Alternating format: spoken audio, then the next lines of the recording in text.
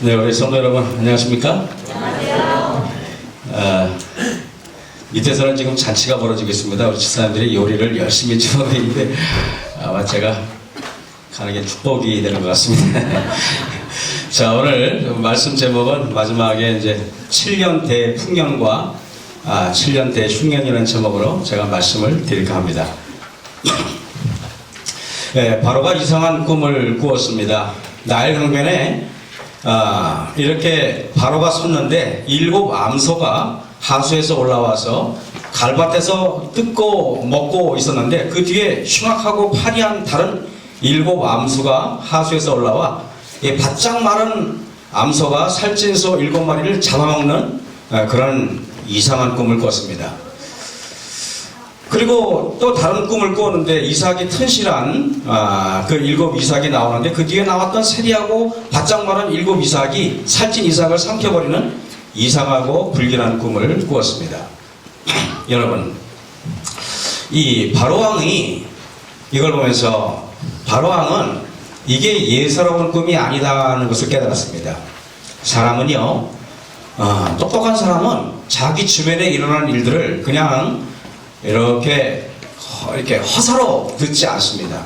그는 그 꿈이 왕국의 흥망성쇠와 관계에 있다는 것을 깨달았습니다. 그리고 이 꿈은 절대자에게서 왔다는 어렴풋한 느낌을 가지고 있었습니다. 그는 애굽이라는 거대한 제국의 모든 강요들을 전부 다 소집했습니다. 애굽의 각도에서는 왕의 명령을 하달되고 국가의 지도층에 있는 고관들이 마차가 왕국을 향해 급히 질주하고 있었습니다. 그래가지고 이렇게 지금 온 사방에서 지금 애굽으로 고관 대작들이 몰려들어서 바로의 어전 회의에 참석하고자 옵니다. 여기 보면은요, 이때 술 맡은 관원장이 2년 전에 자신의 처지와 떡 굽는 관원장에 처해진 운명을 정확하게 해석한 요셉을 기억해냅니다. 그에 대해서 말을 합니다. 폐하, 저에게 2년 전에 어떻게 복직될지를 말씀하셨고 떡 맡은 관원자가 어떻게 죽을지를 정확하게 맞힌 요셉이라는 사람이 있습니다 라고 그는 요셉을 왕에게 이야기합니다. 창세기 41장 14절입니다. 이에 바로가 보내어 요셉을 부르매 그들이 급히 그를 옥에서 낸지라. 요셉이 곧 수염을 깎고 그 옷을 갈아입고 바로에게 들어오니 그랬습니다. 여러분, 애굽의 바로와 애굽의 국무위원들, 장관들, 행정자들, 각계 각층 사람들이 수백 명이 사람들이 지금 홀에서 요셉을 기다립니다. 그런데 여러분, 요셉이라는 사람은 누굽니까? 노예잖아요. 왕이 오려면은 냉큼 와야 되는데, 그리고 죄수 주제에 오려면 와야 되는데, 근데 어찌된 용문인지 요셉이 서두르지 않습니다. 말합니다. 나에게 면도할 수 있는 면도기를 갖고 와라. 나에게 세숫대에 물을 담아와라. 그리고 왕 앞에 나가서 입을 옷을 갖고 와라. 여러분, 그리고 요셉은 서두르는 법이 없습니다. 수염을 깎고 머리를 매만지고 왕 앞에 나가기 위해서 의관을 정제하고 그리고 준비합니다. 아무도 요셉을 급하게 뛰어가게끔 하지 못했습니다. 왠지 그에게 죄수지만은 명령을 할 수가 없어요. 그건 뭔지 아십니까, 여러분? 영성의 능력인 것입니다. 하나님께서 주시는 능력이기 때문에 세상에 어떤 높은 사람들도 요셉을 강요하거나 그의 침착성을 무너뜨릴 수 있는 사람이 아무도 없는 것입니다. 요셉이 곧 수염을 깎고 그 옷을 갈아입고 바로에게 들어오니라고 되어 있어요. 권력도, 제국의 권력도, 또 광란하던 흥분도, 심지어 바로 왕의 명령도 요셉을 흥분시키거나 요동시킬 수가 없었습니다. 우리는 인생을 살면서 세상에 많은 사람들이 나를 흥분시키게 만들어서는 안 됩니다. 세상에 많은 일들이 나를 두렵게 만들어서는 안 돼요.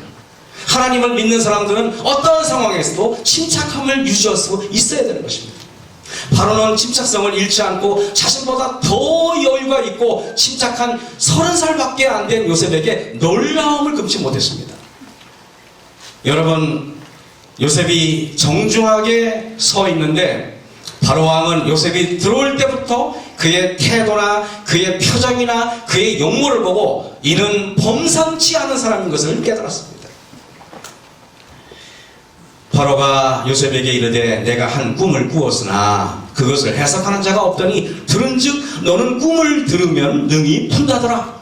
요셉이 바로에게 대답하여 가로되 이는 내게 있는 것이 아니라 하나님이 바로에게 평안한 대답을 하시리다 그랬습니다. 요셉의 침착성은 그가 하나님의 사람이기 때문에 여러분 계속적으로 감옥에서나 어디에서나 그는 침착하게 꾸준히 내공을 쌓았기 때문에 신앙의 내공을 쌓았기 때문에 그게 가능한 것입니다. 요셉은 이렇게 보니까 바로 왕은 수많은 사람을 보았지만은 요셉 같은 사람은 처음 봤어요. 바로 왕은 놀라움을 금치 못합니다.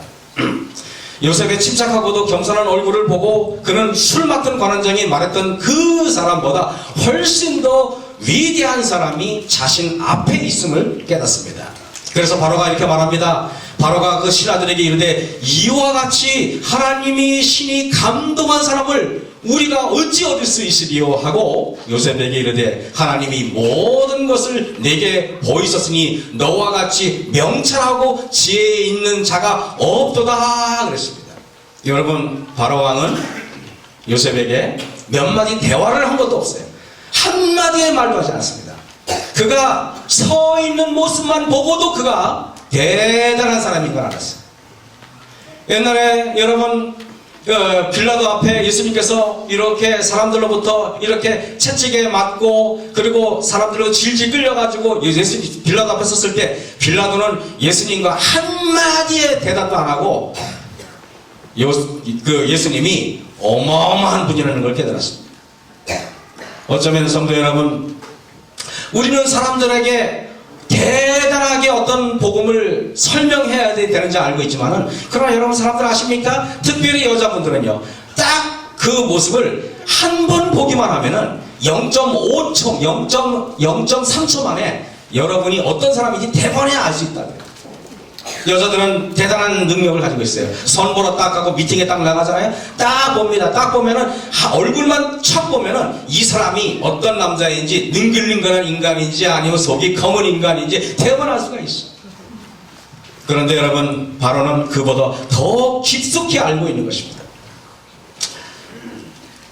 바로가 또 요셉에게 이르되 창세기 41장 41절입니다. 내가 너로 애굽 온 땅을 총리하게 하노라 하고 그랬습니다.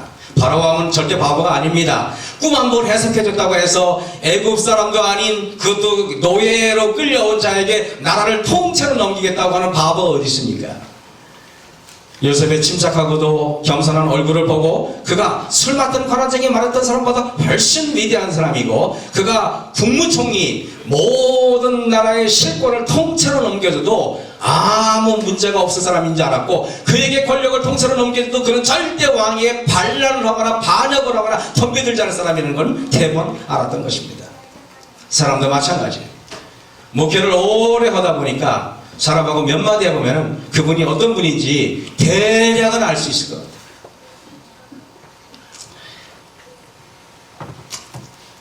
애굽에 7년 대풍년이 일어나고 7년 대흉년이 일어날 것을 요셉이 말을 합니다. 왕이시여 왕이 꾼 꿈은 앞으로 7년 동안에 엄청난 풍년이 일어날 것이고 그 뒤에 7년 동안에 엄청난 흉년이 일어날 것입니다 라고 이야기합니다. 여러분 하나님께서 바로에게 주신 꿈의 핵심은 7년 풍년입니까? 아니면 7년 흉년입니까? 제가 여러분에게 김영사님 뭡니까? 흉년입니까? 사실입니까? 진짜입니까? 두렵죠 내가 이렇게 물어보니까. 네. 여러분이 보실 때 하나님이 요셉에게 꿈을 해석해 줄 때 이 왕에게 꿈을 줄 때 7년 대풍년이 중요합니까? 7년 대흉년이 중요합니까? 뭐라고요? 흉년이죠. 맞습니다. 풍년은 뭐 잘 먹고 잘 사니까 문제가 없어요. 흉년이 오지 않는다면 풍년에 대한 예언을 주실 까닭이 없습니다. 흉년이 뒤따르지 않는 풍년이라면 그저 그때를 즐기면 그만입니다. 하나님께서 바로에게 겹쳐서 꿈을 주신 까닭은 7년 풍년을 잘 즐기게 하기 위해서가 아니라 풍년에 뒤이은 흉년을 대비하게 하기 위해서 말씀드리는 것입니다.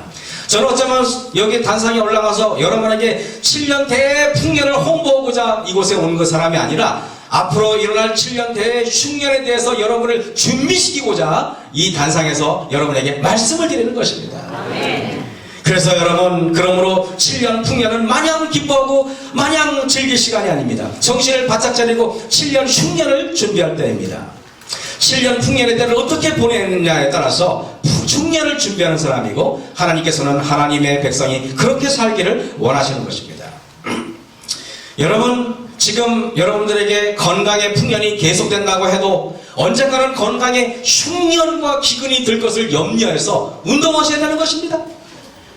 지금 걸어다니는데 불편함이 없다고 방종하면 언젠가는 후회할 날이 반드시 오게 돼 있어요. 지금 돈이 있다고 함부로 쓰시면 안 되는 것입니다. 여러분, 건강의 흉년, 경제의 흉년과 기근, 사랑과 우정의 기근이 올 때를 대비해야 되는 것입니다.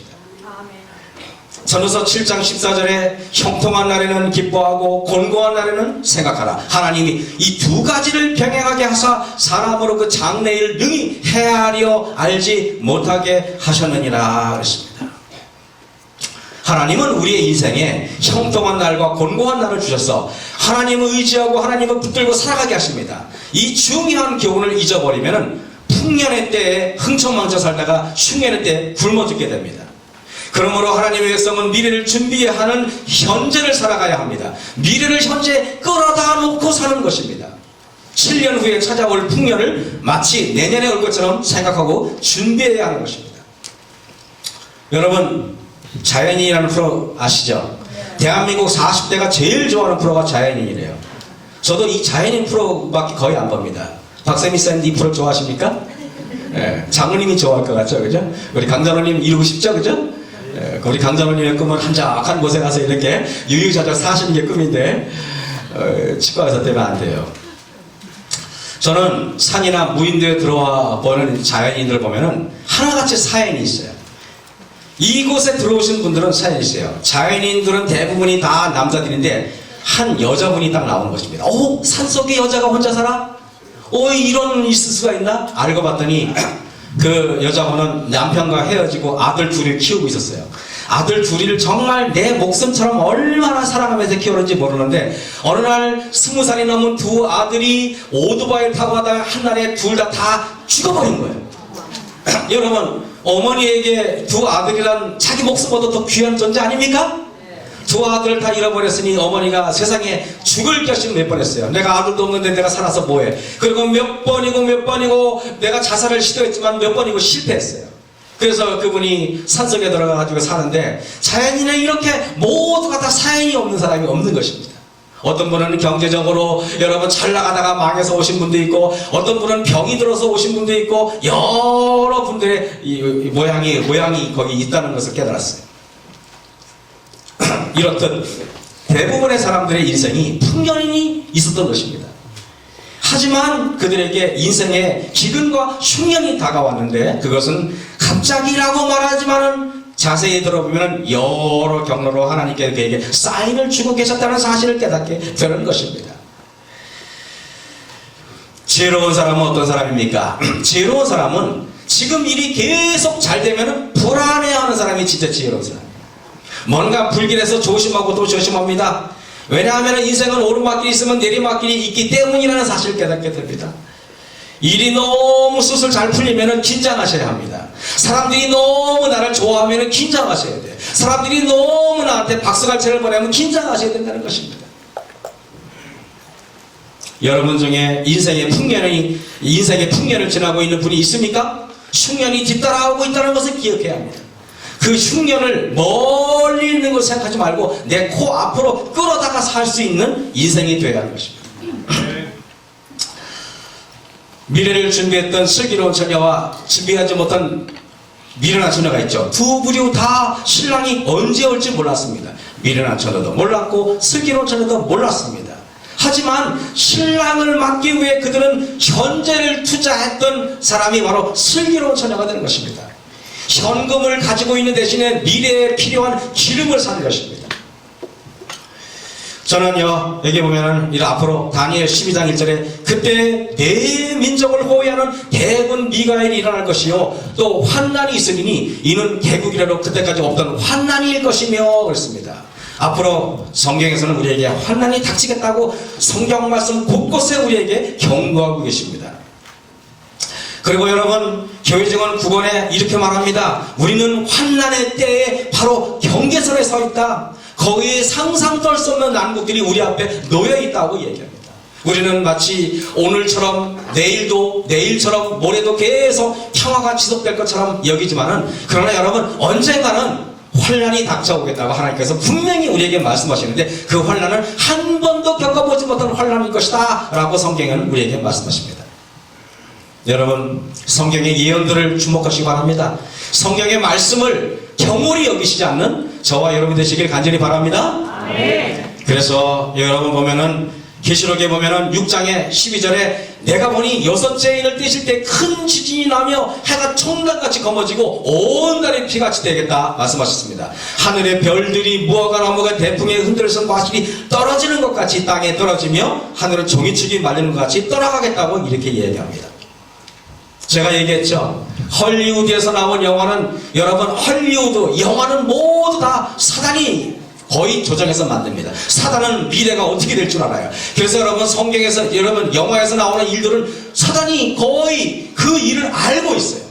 그렇기 때문에 여러분, 우리가 보면은 앞으로 이런 일들이, 저런 일들이 있겠다 그러는데, 여러분, 한번 제가 이 종말을 다루는 걸 한번 잠깐 보여드리겠습니다. 미래에 곧 닥쳐올 일들에 대해서 너무 우리가 대비 없이 산다는 것은 매우 위험한 현상인 것입니다. 예수님께서 재림하실 것입니다. 그리고 여러분, 천만 천사와 수도 없는 천사와 오실 것입니다. 요셉이 창세기 41장 46절에 요셉이 애굽왕 바로 앞에 설 때에 30세라 그가 바로 앞을 떠나 애굽 온 땅을 순찰하니 7해 풍년의 토지 소질이 심히 많은지를 알았습니다. 저는 이 성경절이 참 이상해요. 왜 이상한지를 제가 좀 이따 설명드리겠습니다. 여러분, 대지야구라는 말씀 아십니까?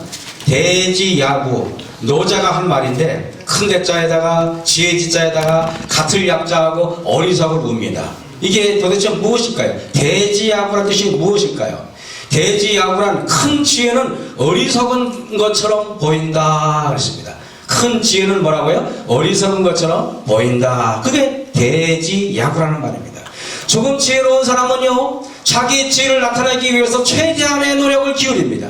조금 지혜로운 사람에게 당신은 어리석다고 말하면 그는 뺨을 때립니다.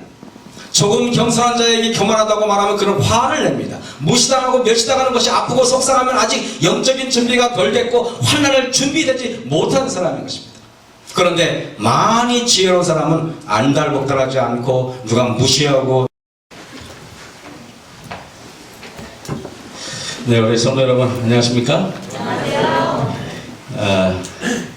밑에서는 지금 잔치가 벌어지고 있습니다. 우리 집사님들이 요리를 열심히 주문하고 있는데 아마 제가 가는 게 축복이 되는 것 같습니다.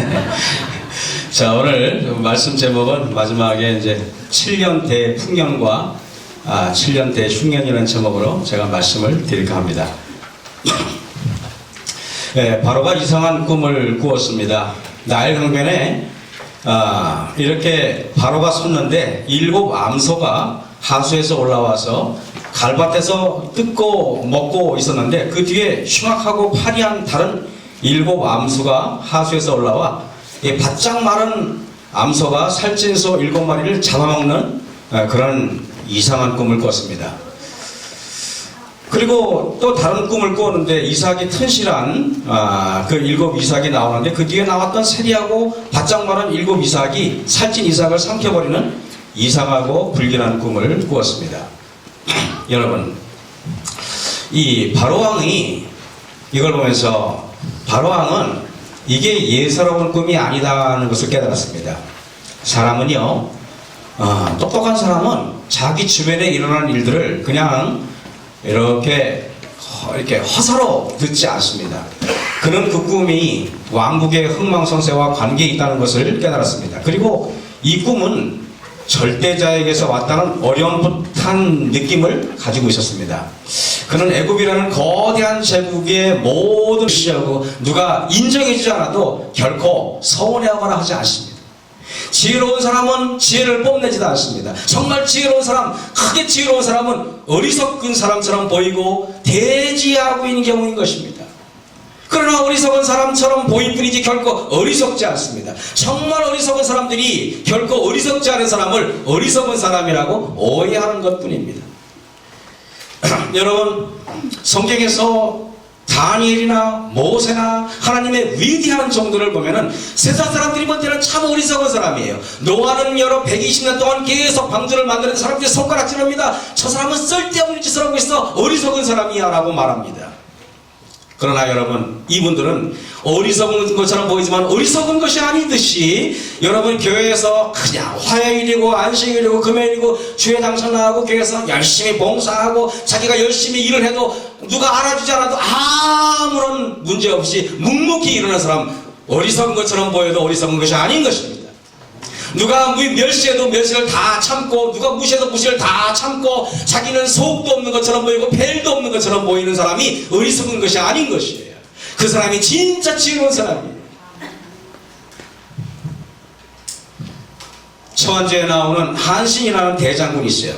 유방을 도와서 첩해양 항우를 물리치고 중국의 패권을 차지한 이 한신이라는 대장군은 중국 역사에서도 가장 유명한 사람 중에 하나예요.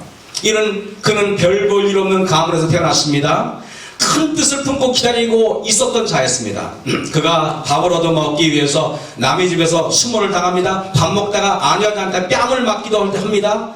어떤 날은 배가 고파서 아는 애들이 빨래를 하고 있는데 아내는 가가지고 밥 좀 달라고 동냥합니다. 그래서 아는 애들이 싸온 도시락을 나눠줬습니다. 그랬더니 한신이 말합니다. 내가 잘 되면은 부인네들한테 내가 반드시 보답하겠습니다. 그랬어요. 그랬더니 아내들이 화를 냅니다.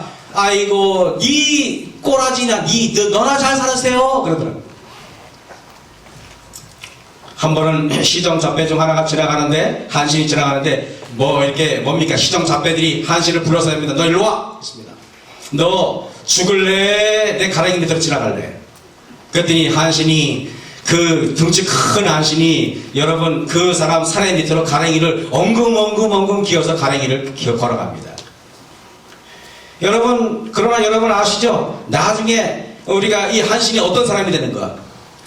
창세기 41장 46절에 47절 요셉이 애굽 왕 바로 앞에 설 때 30세라 그가 바로 앞을 떠나 애굽 온 땅을 순찰하나 7해 풍년에 토지 소출이 심히 많은지라 그랬습니다. 한신이 나중에 왕이 되고 나서 그 마을을 찾았습니다. 그리고 자기를 그 가랭이 사이로 지나가게 한 사람을 부릅니다. 일로 오라고 얘기합니다. 그러면서 말합니다. 나는 그때 자네를 당장 죽일 수도 있었네. 하지만 자네 하나 죽인다고 세상이 변화될 게 뭐 있겠나?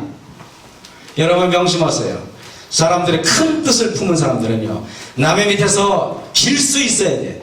큰 뜻을 품은 사람은 무시당해도 개념치 않아야 돼요. 큰 뜻을 품은 사람은 상대방이 뭐라 그래도 내 계획과 내 일을 묵묵히 걸어갈 수 있는 사람이 바로 위대한 사람인 것입니다. 여기 오늘 본문에 또 한 사람이 어리석게 보이는 지혜를 가진 사람이 있는데 그는 바로 요셉이래요. 요셉이 애굽 왕 바로 앞에 설 때 30세입니다. 그가 바로 앞을 떠나 애굽 온 땅을 순찰한다. 저는 생각했습니다. 내가 만약에 여러분 감옥에 있고 노예생활 거의 여러분 몇 년입니까? 13년 동안 노예생활 하다가 이제 국무총리가 됐어. 모든 실권을 다 나한테 줬어. 당장 여러분은 어떻게 하겠습니까? 당장 아버지한테 가고 싶지 않겠습니까? 당장 아버지한테 가가지고 마차를 보여주고 내가 가져온 어마어마한 것들을 보여주면서 아버지 나왔어요, 성공했어요 그러면서 여러분 동네 사람한테 형한테 뭔가를 보이고 싶지 않겠습니까? 그런데 요셉은 그렇게 하지 않아요. 7년 풍년이 들 동안에도 아버지한테 가지 않고 묵묵히 온 애굽 땅을 감찰하면서 어떻게 하면 이 풍년 동안에 양식을 저장할 수 있는 날을 곰곰이 연구하고 하나님께서 아버지를 만나게 해 주실 때를 기다리는 것입니다. 생각해 보세요. 13년을 기다렸는데 또 9년을 더 기다리는 것이다. 9년을. 저는 이걸 보면서 생각합니다. 애굽이 총리가 되었으면 요셉은 이제 못 갈 곳도 없고 이제는 엄청난 권력을 가진 사람이에요. 고향집에 가서 사람들로부터 뭔가를 보여주고 싶겠죠. 그렇지만은 요셉은 그렇게 하지 않았습니다. 7년 흉년이 끝나고 흉년이 시작된 지 2년 후, 그러니까 애굽의 총리가 된 지 무려 9년 만에, 그것도 하나님이 보내주셔서 요셉은 아버지 야곱을 만나게 됩니다. 저는 이걸 보면서 이런 생각이 들어요. 전도서 16장 9절에 사람이 마음으로 자기의 길을 계획할지라도 걸음을 인도하는 자는 여호와시니라 그랬습니다. 애굽에서 13년을 살면서 요셉은 가장 중요한 사실을 깨닫습니다. 사람의 인생이 자기의 계획과 결정과 선택에 달려있는 것이 아니라 하나님의 계획과 인도하심에 달려있다는 사실입니다. 특별히 감옥에서 그는 하나님의 때에 대하여 깊은 통찰력을 가지게 되었습니다. 서둘러서 되는 일은 절대로 없다는 것을 깨닫습니다. 하나님의 시간표가 있다는 사실을 그는 깨달았다는 것입니다. 요셉은 보디발 집에서 정직하게 일했어요. 열심히 일했습니다. 덕분에 보디발의 재산은 날로 불어났습니다. 그런데 여러분, 돌아오는 건 보디발의 아내를 겁탈했더는 강간범으로 몰려서 여러분 감옥에 갇히는 것이 그의 결말이었습니다. 요셉은 깨달았습니다. 내가 열심히 산다고 되는 것이 아니라는 사실입니다. 인생의 성공은 하나님께 달려있다는 사실을 깨닫습니다. 술 맡은 관원장의 꿈을 해몽해주고 이제 하나님께서 자신의 억울함을 풀어주시나 보다 생각했는데 2년 동안 아무 소식이 없어요. 여러분 생각해봅니다. 요셉이 얼마나 절망했을까요? 그러나 하나님께서는 요셉에게 오랫동안 요셉을 준비시킵니다. 여러분, 국무총리는 아무나 하는 게 아니잖아요. 만약에 요셉이 생각해보세요. 만약에 보디발 집에서 잘 돼가지고 거기서 여러분 인정을 받았다고 쳐보세요. 그런데 그렇다고 그가 어떻게 국무총리가 되겠습니까? 국무총리를 되려면 그는 여러분 경영대학원을 나와야 되고 행정대학원을 나와야 되고 정치대학원을 나와야 되잖아요. 하나님께서 그에게 유학을 보내기 결정합니다. 그래서 감옥에는 누가 있냐면은 여러분 바로 술 맡은 관원장과 떡 굽는 관원장과 정치범이 있어요. 거기에는 여러분 쉽게 말하면 장관들, 거기는 국무위원들, 그 사람들 통해서 3년 동안은 뭘 배운지 아십니까? 정치를 배웁니다. 세상이 어떻게 돌아가는지 배웁니다. 그것이 바로 하나님께서는 그를 국무총리를 만들기 위해서 대학원 공부를 시켰던 것입니다.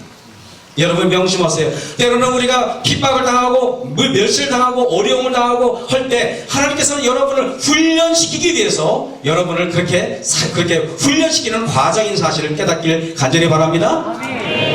그래서 요셉은 분명히 깨달은 대로 하나님의 때를 기다렸습니다. 여러분, 만약에 요셉이 국무총리가 되자마자 형제들을 애굽에 데려왔다면 어떻게 됐을까요? 만약에 요셉이 국무총리가 되자마자 아버지와 형제들을 애굽에 들어왔다면 어떻게 되었을까요? 그러나 요셉이 하나님의 계획과 시간표에 모든 것을 맡기고 기다렸을 때 하나님께서는 놀라운 일을 벌입니다. 그랬다면 창세기 42장부터 기록된 요셉과 형들의 사이에 아름답고 감동적인 관계 회복은 존재하지 않았을 것입니다. 요셉이 형들을 용서하는 과정을 통하여 보여준 예수 그리스도의 사역에 대한 표상을 보여주지 못했을 것입니다. 세상이 보기에 그것은 어리석은 일입니다. 세상은 인생의 주인이 자기가 되어야지 왜 하나님에게 주인의 자리를 내주느냐고 말합니다. 그러나 정말 지혜로운 사람은 자기보다 더 지혜로운 사람에게 조언을 구하는 사람입니다. 여러분들은 평생 지금부터 돌아가실 때까지 하나님께만 조언을 구하는 저와 여러분 되시길 간절히 바랍니다. 여러분, 사이클은 시속 40km, 50km만 달려도 날아가는 것처럼 빨라요. 제가 사이클 탈 때 저기 마석서부터 시작해가지고 저 가평으로 가면은 가평 이렇게 가기 전에 청평에서 이렇게 쭉 가면 오르막길이 있다가 그러면 가평서부터 내리막길이에요. 그러면 신나게 달립니다. 막 달리는데 속도계가 있어요. 그렇게 보면은 내가 막 날아가는 것처럼 보이는데 딱 보면은 43km, 44km밖에 안 돼. 그렇게 빨리 달리는데 저러다가 내가 뒤집어지면 나가 죽겠다 생각이 들 정도로. 그렇죠? 우리 강동사는 자전거 타다 넘어지셔가지고 혼나고 우리 박세임사도 혼나지 않았습니까? 그런데 여러분, 만약에 여러분이 자동차로 40km 달리면 어떨까요? 빨라 보여요? 늦어 보여요? 기어가는 것 같아요? 근데 만약에 여러분 보세요. 비행기를 타고 하늘에 오르면 시속 800km로 달려. 거의 880에서 920km 달립니다. 그런데 여러분 비행기 타면 빨라 보여요? 느려터져 보입니까? 꼭 서 있는 것처럼 보여요. 서 있는 것처럼. 여러분 그렇지 않습니까? 우리는 알아야 합니다. 거대할수록 느려 보인다는 것을, 위대할수록 느려 보인다는 것을 아셔야 돼요. 이 지구가 시속 30만 킬로미터 돌고 있는데 여러분 지구가 30만 킬로 돌고 있다는 거 느껴지십니까? 전혀 느끼지 않습니다. 우리 하나님은 너무 광대하시고 너무 위대하셔서 때로는 느려 보이고 때로는 이해가 안 돼 보이고 심지어는 우리보다 지혜가 없어 보이기까지 하고 우리는 답답함을 느낄 때가 있어요. 하지만 그분은 너무 크고 너무 위대해서 엄청 빠르지만은 느려 보인다는 사실을 잊지 않고 늘 하나님의 명령에 순종하는 저와 여러분이 되시길 간절히 바랍니다. 아멘. 여러분 보시면은요 이래요. 창세기 41장 53절 보면은 애굽 땅에 7해 풍년이 끝이고 요셉의 말과 같이 7해 흉년이 들기 시작하매 각국에는 기근이 있으니 애굽 온 땅에는 식물이 있더니 그랬습니다. 흉년도 예언입니다. 요셉의 말과 같이 그랬습니다. 흉년이 들기 시작합니다. 이 말씀은 자연현상 때문에 일어나온 말이 아니라 바로 하나님께서 요셉의 말과 같이 이루시는 예언의 성취를 말하는 것입니다. 하나님의 말씀과 같이 앞으로 일요시험령이 될 것입니다. 하나님의 말씀과 같이 앞으로 기근이 올 것입니다. 하나님의 말씀과 같이 개국이라가 없던 환란이 이르러 올 것이기 때문에 그렇습니다. 애굽 온 땅이 주님의 백성이 바로에게 부르짖어 양식을 구하는지라 바로가 애굽 모든 백성에게 이르되 요셉에게 가서 그가 너희에게 이르는 대로 하라 그랬습니다. 여러분 흉년도 예언입니다. 이게 보시면은요 7년 풍년 7년 흉년은 애굽에 국한된 것이 아닌 매우 광범위한 지역에 일어났습니다. 7년 풍년이 들었는데 다른 나라들은 바로 그 다음부터 기근이 들기 시작했습니다. 7년 풍년이 들었는데 어떻게 다음부터 기근이 들었을까? 왜냐하면 이들은 7년 풍년 때 흥청망청 썼기 때문에 흉년의 때를 전혀 준비하지 않았기 때문에 그런 것입니다. 창세기 41장 55절에 애굽 온 땅이 주님의 백성이 바로에게 부르짖어 양식을 구하는지라 바로가 애굽 모든 백성이 이르되 요셉에게 가서 그가 너희에게 이르는 대로 하라 그랬습니다. 여러분 애굽이라는 나라는 성경 역사에서 항상 부정적입니다. 애굽은 늘 하나님의 백성을 핍박했고 약속의 땅을 침략했습니다. 그래서 애굽은 늘 사단의 땅처럼 여겨졌어요. 그런데 지금 우리가 말하기를 애굽 온 땅에는 식물이 있더니 애굽에 유일하게 애굽 온 땅에 이 말씀만 애굽의 긍정적인 성경의 이야기가 있습니다. 진실한 하나님의 정이 애굽에 있으면 애굽 온 땅에는 식물이 있게 됩니다. 애굽 온 땅이 주님의 백성이 바로에게 부르짖어 양식을 구하는지라 그랬습니다. 창세기 41장 56절 57절입니다. 온 지면에 기근이 있음에 요셉이 모든 창고를 열고 애굽 백성에게 팔세 애굽 땅에 기근이 심하여 각국 백성도 양식을 사려고 애굽으로 들어와 요셉에게 이르렀으니 각국 백성들은 애굽 온 땅에 온 것은 문화, 예술, 철학을 배우기 위해서가 아닙니다. 수준 높은 애굽의 고관들과 교제를 나누기 위해서도 아닙니다. 양식을 구하기 위해서 옵니다. 창세기 42장 1절에 보면 때에 야곱이 애굽에 곡식이 있음을 보고 아들에게 이르되 너희는 어찌하여 서로 관망만 하느냐. 야곱이 또 이르되 내가 들은즉 저 애굽에 곡식이 있다 하니 너희는 그리로 가서 거기서 우리를 위하여 사오라. 그리하면 우리가 죽지 아니하리라 그랬습니다. 요셉은 굶주린 사람들을 찾아가 양식을 나눠주지 않았습니다. 양식이 있으니 찾아오라고 소문을 내지 않았어요. 근데 사람들이 찾아갑니다. 하나님은 믿는 사람도 왔고 무식한 사람도 왔습니다. 예전에 잘 알던 사람도 왔고 처음 본 사람도 왔고 가난한 사람도 왔습니다. 요셉은 누구든 얼마든지 양식을 팔았습니다. 저는 여러분에게 이런 말씀드릴게요. 하나님의 교회의 사명은 도대체 무엇일까? 하나님의 교회는 나누어줄 양식이 있는 곳이 되어야 합니다. 하나님의 백성은 나누어주는 사람이 되어야 한다는 사실입니다. 여러분, 제가 여러분에게 이 말씀드릴게요. 저는 로버트 슐러 목사를 여러분에게 소개합니다. 이 목사가 세운 수정교회는 모든 교회를 크리스탈로 만들었어요. 크리스탈로. 이 교회 안에 보세요. 이게 교회가 얼마나, 이게 수천억 되는 굉장한 교회를 지었습니다. 세계에서 대형 교회가 어떤지를 보여준 게 바로 로버트 슐러 목사였습니다. 여러분, 이 목사님이 바로 이 로버트 슐러 목사인데, 이 안에 있는 크리스탈 교회, 이 세계에서 가장 큰 교회였습니다. 한때는.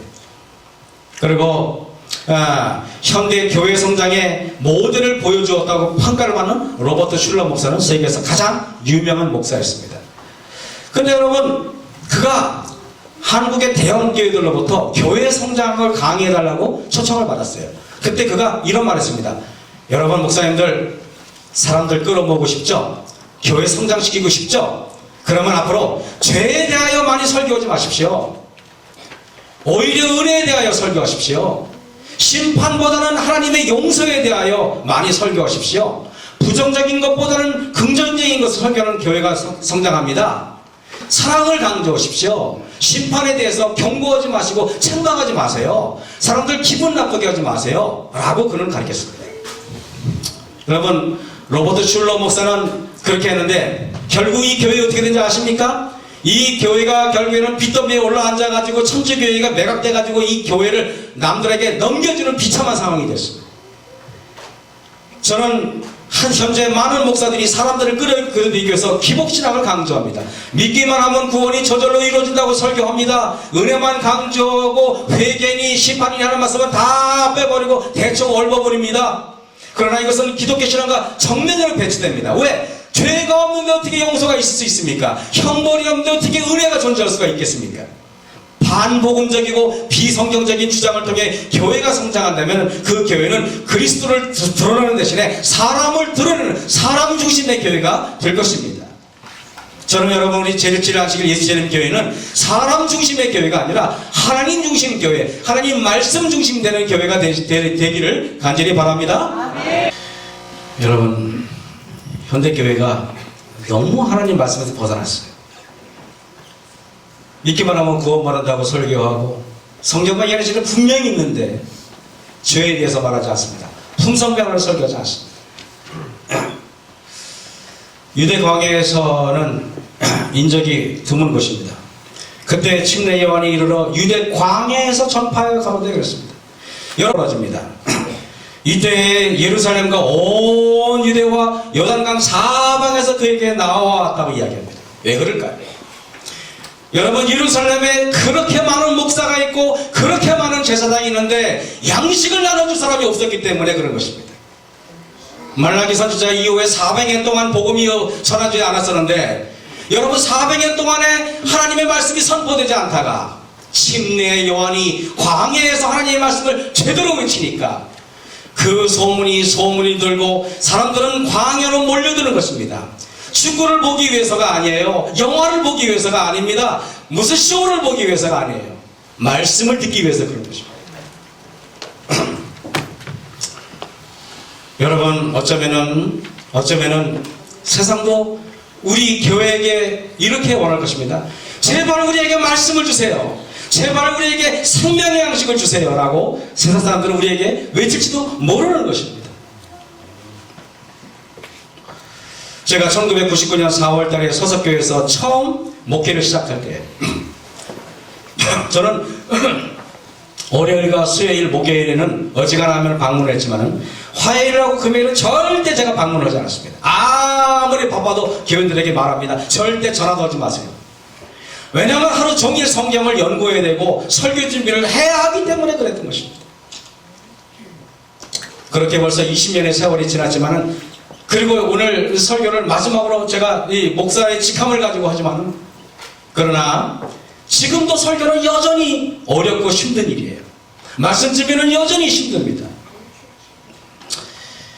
여러분, 풍년일 때는 아무도 요셉에게 양식을 구하러 오지 않았습니다. 하지만은 기근의 때가 되니까 양식을 찾아서 사방에서 요셉에게 달려올 것입니다. 여러분도 마찬가지예요. 지금 세상이 너무 풍년이고 여러분 인생의 풍년이니까 말씀을 갈구하는 사람이 없어요. 가르쳐 주겠다고 오지도 않습니다. 오히려 말씀을 외면합니다. 하지만 여러분들이 곧 말씀이 그리울 때가 올 것입니다. 세상에 금은 무엇보다 말씀이 훨씬 더 위대하거나 말씀이 어떤 말이라도 책망의 말이 더 그리울 때도 있을 것입니다. 왜냐하면 여러분들을 구원해 줄 수 있는 것은 하나님 말씀밖에 없기 때문에 그런 것입니다. 침례 요한과 예수님이 이 땅에 오시기 전 무려 400년간 선지자가 없었어요. 백성들은 목마르고 배고팠습니다. 그때 침례 요한이 진짜 양식을 주니까 백성들은 난리가 난 것입니다. 저는 목회를 그만두지만은 목회를 그만두지 않습니다. 제가 여러분에게 이 말이 이상한 말처럼 들려도 목회를 그만두지만 목회를 그만두지 않을 것입니다. 하나님의 말씀을 죽을 때까지 전할 것입니다. 저는 세상으로 나가는 것이 아니라 정말 하나님께 더 가까이 나가고 싶어요. 그럴 것입니다. 여러분 아모스 8장 11절에서 12절에 주 여호와께서 가라사대 보라 날이 이를지라 내가 기근을 땅에 보내리니 양식이 없어 주림이 아니며 물이 없어 가람이 아니며 여호와의 말씀을 듣지 못하는 기갈이라. 이 세상이처럼 말씀이 흔해 빠진 세상이 어디 있습니까? 그런데 하나님께서는 진짜 말씀을 듣지 못한 기갈이 심할 거다고 말하는 것입니다. 여러분 마태복음 24장 45절에 충성되고 지혜 있는 종이 되어 주인에게 그 집사람들을 맡아 때를 따라 양식을 나눠줄 자가 누구냐 물어봅니다. 세상에 설교하는 사람은 많지만은 저도 설교를 했지만은 진정한 양식을 저는 나눠주고 싶어요. 한 번도 그렇게 하지 못했지만은 진짜 하고 싶어요. 진짜로 하나님의 양식을 나눠주고 싶고 진짜로 하나님의 말씀을 전하고 싶어요. 여러분 만약에 여러분들이 일주일을 굶었다고 한번 쳐보겠습니다. 여러분이 우리 김영희 집사님 일주일을 굶었어요. 몹시 배가 고프죠 집사님? 네. 눈이 쾌합니다. 네. 눈에 다크서클이 지금 있습니다. 그럼에도 불구하고 최명 집사님은 김영희 집사님이 밥을 주지 않아요. 그러면 여러분 김영희 집사님이 일주일 동안 굶었는데 집사님은 된장찌개와 여기 총각김치와 이렇게 여기 콩밥 요걸 잡수시겠습니까? 아니면 초콜릿을 잡수시겠습니까? 밥을 먹죠. 그죠? 여러분 굶었는데 초콜릿을 안 하는 사람 없어요. 굶은 사람들은 밥을 먹고 싶어져. 진짜로 여러분이 굶지 않았기 때문에 밥을 먹고 싶지 않은 거야. 여러분들이 대충 이 세상에 어떤 걸로 대충 배가 채워졌기 때문에 초콜릿을 먹고 싶은 거야. 여러분 진짜 양식 초콜릿을 먹으면 결국 여러분의 병이 들지만은 여러분 진짜 양식을 먹어야 살이 되고 피가 되는 것입니다. 진정한 양식은 굶주릴 때 진가가 드러나게 돼 있어요. 진정한 양식은 배고플 때 진정한 가치가 드러나게 돼 있어요. 건강의 기근, 건강의 배고픔, 경제의 배고픔, 그러면 재난의 배고픔, 환난, 인생의 진정한 위기가 환난이 다가온다면은 그때는 귀에 달콤한 기별이 아니라 그때는 내가 비록 책망을 받고 내 속을 후벼파는 말씀이 있더라도 그때는 진정한 하나님 말씀을 갈망할 때가 올 거란 말입니다. 아멘. 성도들에게 지금은 기근의 때가 아니니까 아첨하는 사탕 발림의 기별이 듣기 좋아요.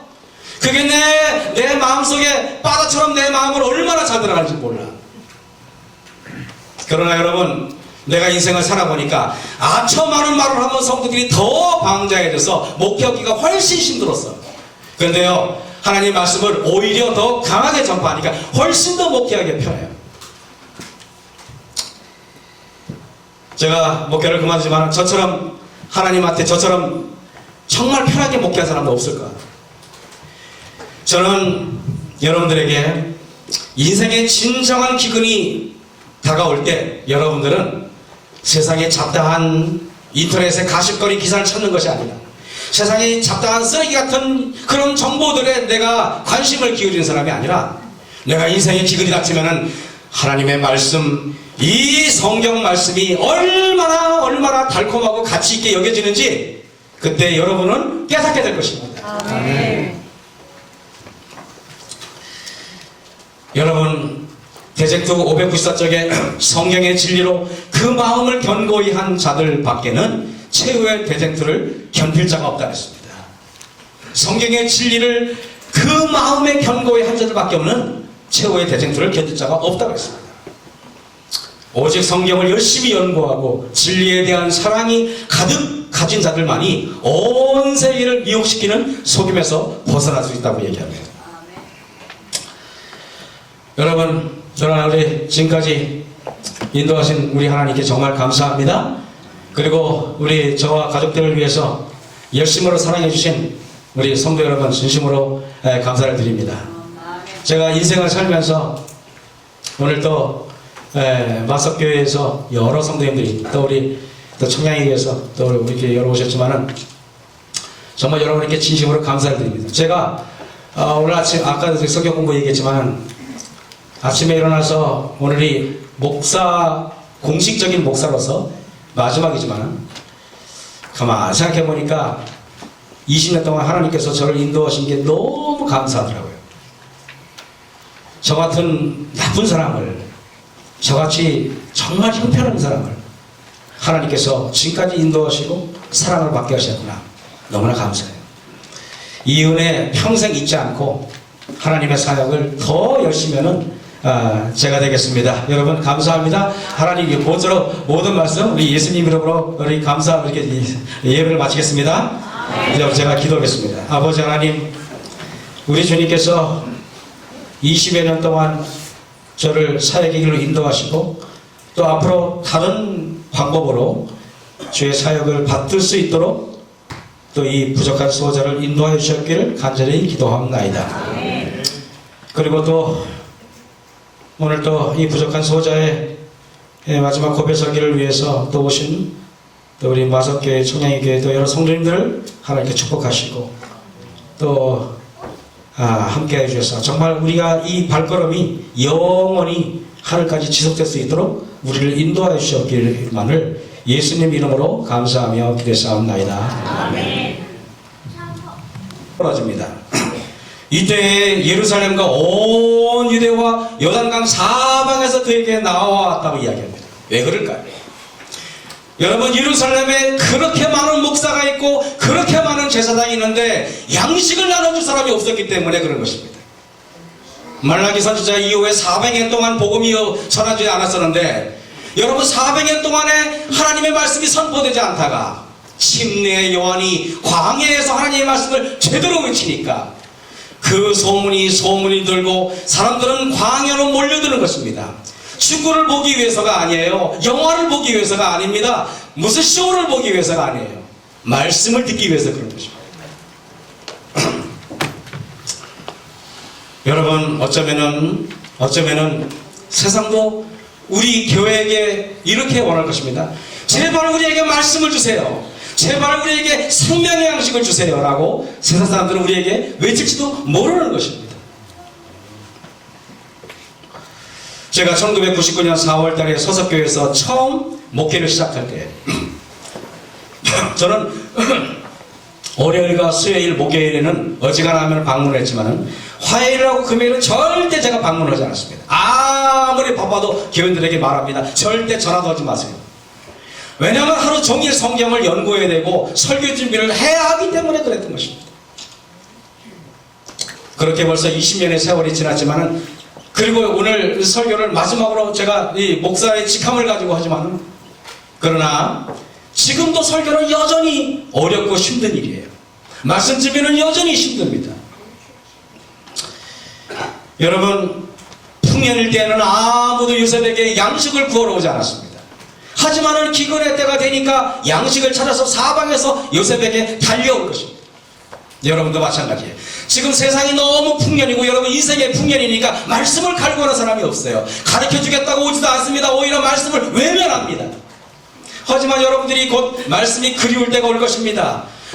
세상에 금은 무엇보다 말씀이 훨씬 더 위대하거나 말씀이 어떤 말이라도 책망의 말이 더 그리울 때도 있을 것입니다. 왜냐하면 여러분들을 구원해 줄 수 있는 것은 하나님 말씀밖에 없기 때문에 그런 것입니다. 침례 요한과 예수님이 이 땅에 오시기 전 무려 400년간 선지자가 없었어요. 백성들은 목마르고 배고팠습니다. 그때 침례 요한이 진짜 양식을 주니까 백성들은 난리가 난 것입니다. 저는 목회를 그만두지 않습니다. 제가 여러분에게 이 말이 이상한 말처럼 들려도 목회를 그만두지만 목회를 그만두진 않을 것입니다. 하나님의 말씀을 죽을 때까지 전할 것입니다. 저는 세상으로 나가는 것이 아니라 정말 하나님께 더 가까이 나가고 싶어요. 그럴 것입니다. 여러분, 아모스 8장 11절에서 12절에 주 여호와께서 가라사대 때 보라 날이 이를지라 내가 기근을 땅에 보내리니 양식이 없어 주림이 아니며 물이 없어 가람이 아니며 여호와의 말씀을 듣지 못하는 기갈이라. 이 세상처럼 말씀이 흔해 빠진 세상이 어디 있습니까? 그런데 하나님께서는 진짜 말씀을 듣지 못한 기갈이 심할 거라고 말하는 것입니다. 여러분, 마태복음 24장 45절에 충성되고 지혜 있는 종이 되어 주인에게 그 집사람들을 맡아 때를 따라 양식을 나눠줄 자가 누구냐 물어봅니다. 세상에 설교하는 사람은 많지만은 저도 설교를 했지만은 진정한 양식을 저는 나눠주고 싶어요.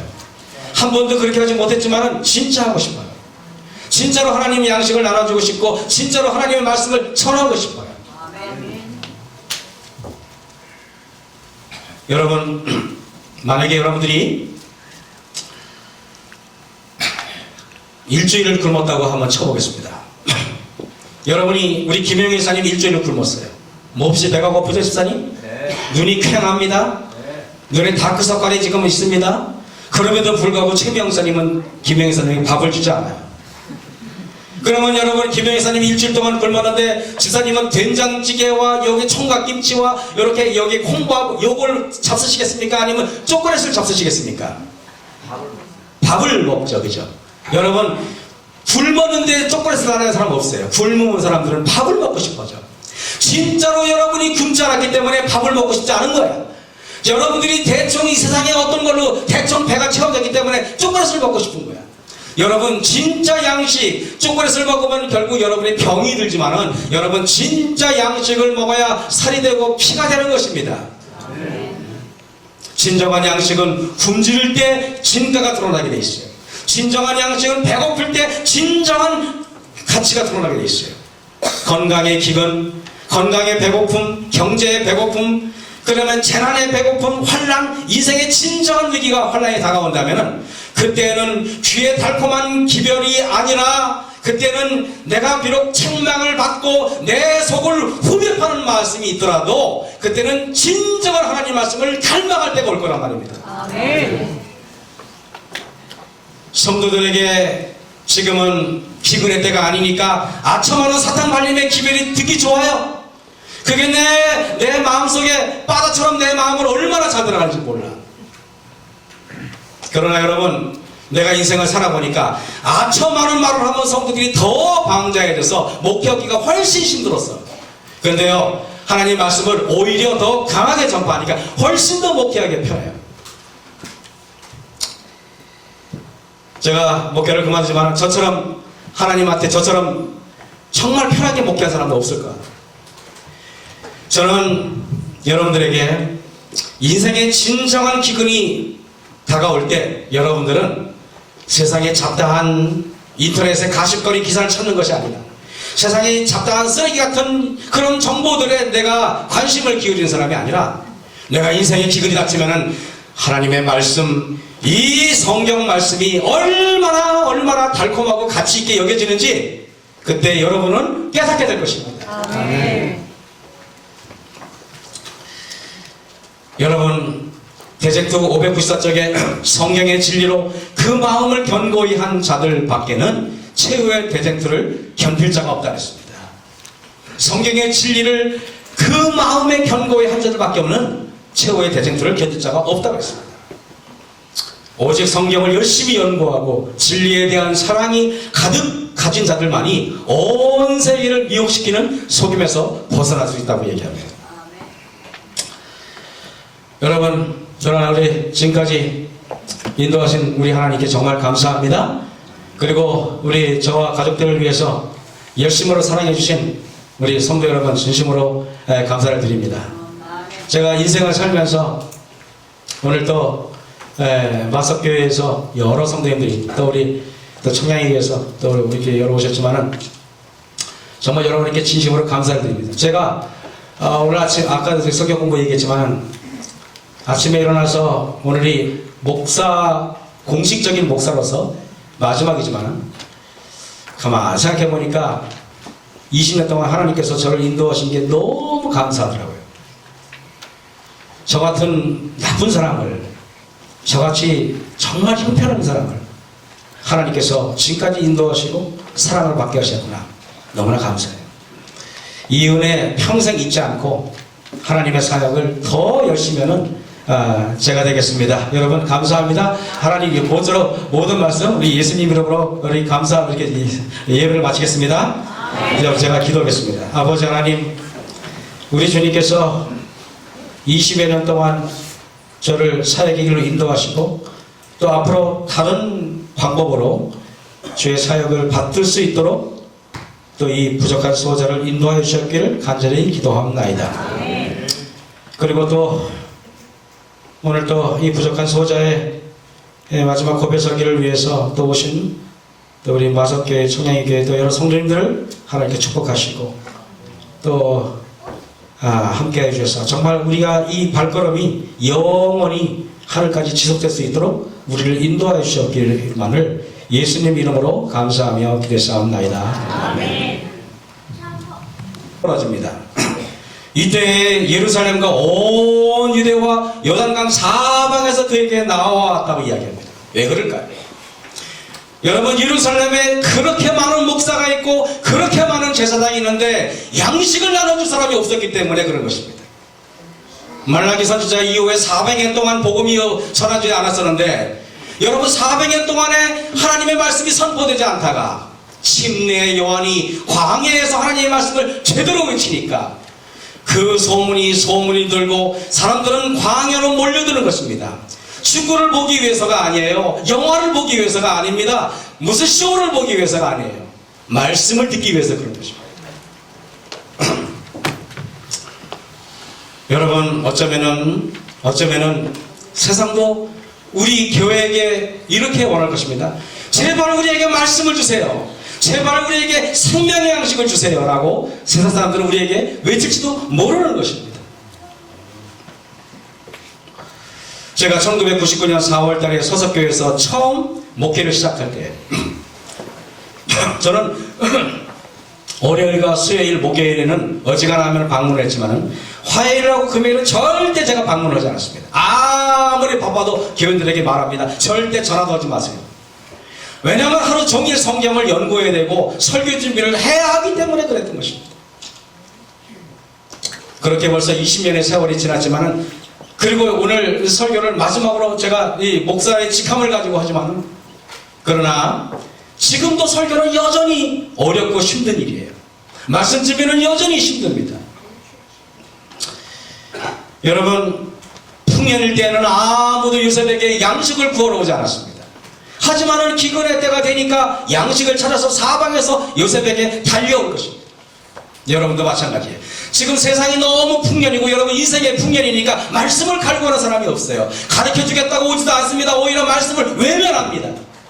하지만 여러분들이 곧 말씀이 그리울 때가 올 것입니다. 세상에 금은 무엇보다 말씀이 훨씬 더 위대하거나 말씀이 어떤 말이라도 책망의 말이 더 그리울 때도 있을 것입니다. 왜냐하면 여러분들을 구원해 주셔집니다. 이때 예루살렘과 온 유대와 요단강 사방에서 그에게 나와왔다고 이야기합니다. 왜 그럴까요? 여러분, 예루살렘에 그렇게 많은 목사가 있고 그렇게 많은 제사장이 있는데 양식을 나눠줄 사람이 없었기 때문에 그런 것입니다. 말라기 선지자 이후에 400년 동안 복음이 전하지 않았었는데 여러분, 400년 동안에 하나님의 말씀이 선포되지 않다가 침례의 요한이 광야에서 하나님의 말씀을 제대로 외치니까 그 소문이 들고 사람들은 광야로 몰려드는 것입니다. 축구를 보기 위해서가 아니에요. 영화를 보기 위해서가 아닙니다. 무슨 쇼를 보기 위해서가 아니에요. 말씀을 듣기 위해서 그런 것입니다. 여러분, 어쩌면은 세상도 우리 교회에게 이렇게 원할 것입니다. 제발 우리에게 말씀을 주세요. 제발 우리에게 생명의 양식을 주세요. 라고 세상 사람들은 우리에게 외칠지도 모르는 것입니다. 제가 1999년 4월 달에 서석교회에서 처음 목회를 시작할 때 저는 월요일과 수요일 목요일에는 어지간하면 방문을 했지만은 화요일하고 금요일은 절대 제가 방문을 하지 않았습니다. 아무리 바빠도 교인들에게 말합니다. 절대 전화도 하지 마세요. 왜냐하면 하루 종일 성경을 연구해야 되고 설교 준비를 해야 하기 때문에 그랬던 것입니다. 그렇게 벌써 20년의 세월이 지났지만은, 그리고 오늘 설교를 마지막으로 제가 이 목사의 직함을 가지고 하지만은, 그러나 지금도 설교는 여전히 어렵고 힘든 일이에요. 말씀 준비는 여전히 힘듭니다. 여러분, 풍년일 때에는 아무도 요셉에게 양식을 구하러 오지 않았습니다. 하지만은 기근의 때가 되니까 양식을 찾아서 사방에서 요셉에게 달려올 것입니다. 여러분도 마찬가지예요. 지금 세상이 너무 풍년이고 여러분 인생의 풍년이니까 말씀을 갈구하는 사람이 없어요. 가르쳐주겠다고 오지도 않습니다. 오히려 말씀을 외면합니다. 하지만 여러분들이 곧 말씀이 그리울 때가 올 것입니다. 세상에 금은 무엇보다 말씀이 훨씬 더 위대하거나 말씀이 어떤 말이라도 책망의 말이 더 그리울 때도 있을 것입니다. 왜냐하면 여러분들을 구원해 줄 수 있는 것은 하나님 말씀밖에 없기 때문에 그런 것입니다. 침례 요한과 예수님이 이 땅에 오시기 전 무려 400년간 선지자가 없었어요. 백성들은 목마르고 배고팠습니다. 그때 침례 요한이 진짜 양식을 주니까 백성들은 난리가 난 것입니다. 저는 목회를 그만두지 않습니다. 제가 여러분에게 이 말이 이상한 말처럼 들려도 목회를 그만두지만 목회를 그만두진 않을 것입니다. 하나님의 말씀을 죽을 때까지 전할 것입니다. 저는 세상으로 나가는 것이 아니라 정말 하나님께 더 가까이 나가고 싶어요. 그럴 것입니다. 여러분, 아모스 8장 11절에서 12절에 주 여호와께서 가라사대 때 보라, 날이 이를지라 내가 기근을 땅에 보내리니 양식이 없어 주림이 아니며 물이 없어 가람이 아니며 여호와의 말씀을 듣지 못하는 기갈이라. 이 세상이처럼 말씀이 흔해 빠진 세상이 어디 있습니까? 그런데 하나님께서는 진짜 말씀을 듣지 못한 기갈이 시험할 것이라고 말하는 것입니다. 여러분, 마태복음 24장 45절에 충성되고 지혜 있는 종이 되어 주인에게 그 집사람들을 맡아 때를 따라 양식을 나눠줄 자가 누구냐 물어봅니다.